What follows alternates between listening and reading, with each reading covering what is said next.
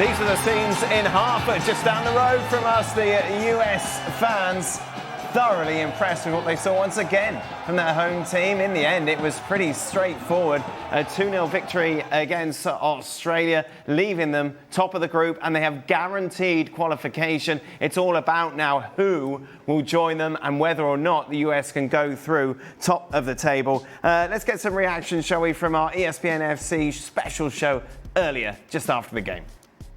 Job has been done. No Christian Pulisic, no problem for the USA. We dictated the tempo, and really it was just us in control all night. A really smart, important performance from the U.S. to get out of that with 3 points. All around, a great performance. They grinded it out, and it was a rough one, but it was awesome to watch. We can talk about luck that the other teams just scored own goals.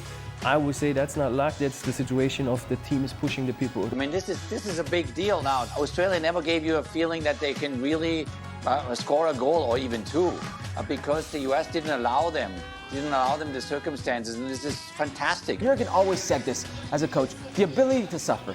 And that's what the US men's national team did, and it was a good, hard-fought 3 points. I see clear advantages that this US men's national team has to a lot of teams in this tournament. I saw the belief.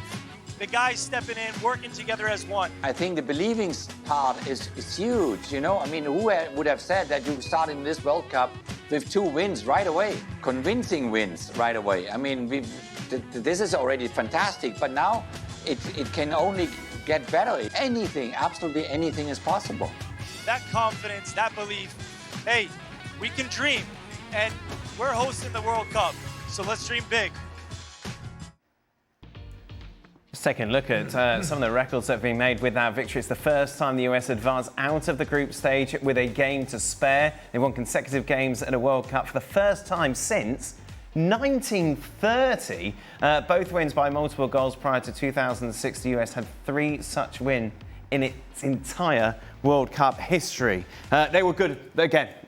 Similar to what we saw from Paraguay, great start. Took control of the game, and it was pretty much done and dusted. They were good early on, and Balogun's pace was excellent in behind. They played 2 up front with Pepe because Pulisic was out, so they made a couple of little changes, little tweaks, and they were dominant in terms of possession, as were Turkey against Australia, but lost. Got caught in the counter-attack. So yeah, 2 games in. First performance was really good. This was not as flamboyant, but it was a much better organised Australian side, and Paraguay were all over the shop. You can't ask for any more. If you want to get the casual fan interested, if you want to get people to watch, you want to get more people to talk about it, then this is what it's all about. That being said, again, we're really going to, whatever happens with the Turkey game tonight, is going to mean that the US play Turkey next week. Turkey, if they win tonight, it's a head-to-head. Who's going to top the table? That's going to determine your bracket and your pathway through the knockouts. So that potentially could be big next week. What I would say though, Australia are, and I'm being nice here, they are limited in terms of they're very pedestrian. They've got big old-fashioned centre backs. They play 3 at the back. They didn't have much pace in the wide areas. They didn't have much legs in the middle of the park. And so it was relatively comfortable. Yeah. But there's a lot tougher tests to come. But the good news is, you go into those tougher tests, well, you certainly do at the moment, in a great mindset. Right. And that's, when you're in a major tournament, the first things first is you win your games, you get your confidence up, and then you roll from there. Because the opposite side of the coin is a horror show. When you're not playing well, and you get into your 3rd game, and you're scratching and worrying about what other teams are doing. The United States are not in that position, and they deserve to be in the position that they're in. What did you like about today, Stevie? I liked the fact that they came out in the first half and won the game and put the game away, and in the second half they kind of cruised a little bit.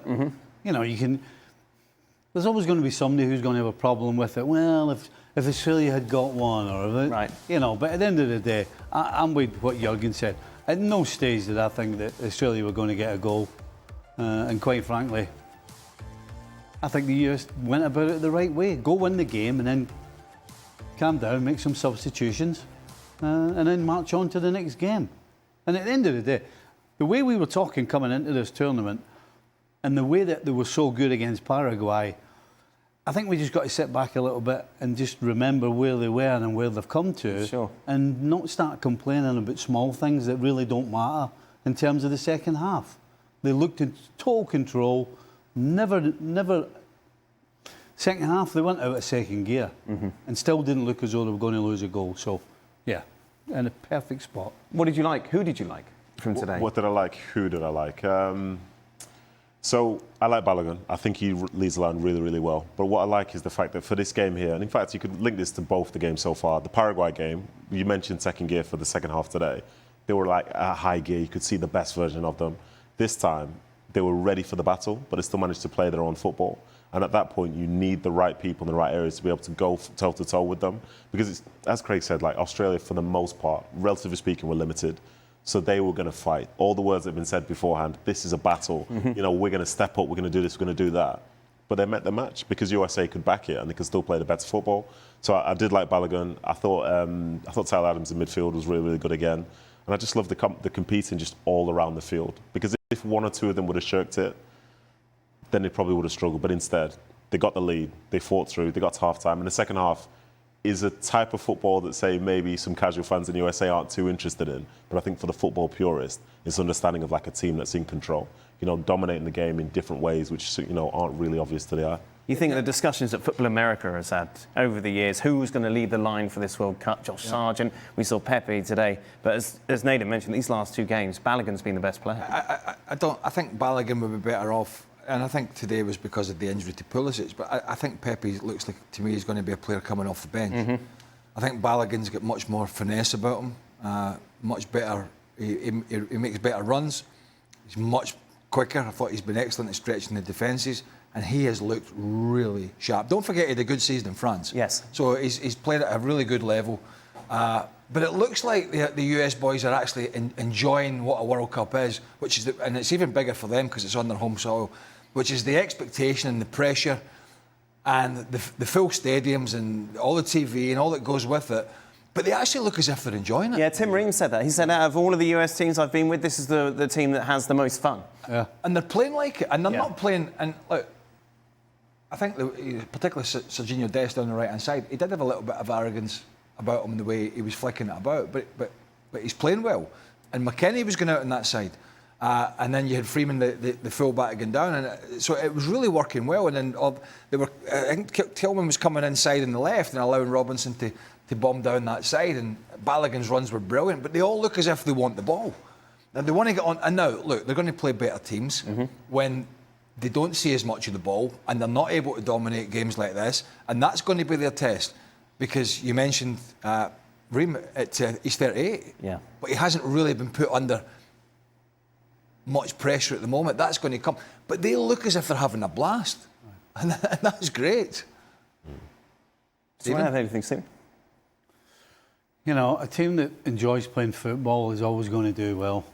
You know, if you've got pressure on you, if you're not sure what your job is, if everybody's thinking the same way, everything becomes a struggle. But when you're enjoying it, you know exactly what you're trying to do, and you see around you the other 10 in your team who are doing exactly that what you're doing. It just makes everything so much easier and more enjoyable. What do we read into the fact, obviously no one's doctors, we haven't got any inside information, that the fact this was supposed to be a bruised calf for Christian Pulisic came off at the half. He had it before. He picked it up in training apparently before the Paraguay game. Right. How much of a concern is that this is a player that still can't start this game? Well, it is a concern because it's okay when you're playing Paraguay, it's okay against Australia, but if you want to go deep in the tournament, you need your best players. Yeah. And you need them fit. And we saw against Paraguay that he's their main striker. You know, as good as Balogun's been in these two games, everybody's looking to him to be the spark.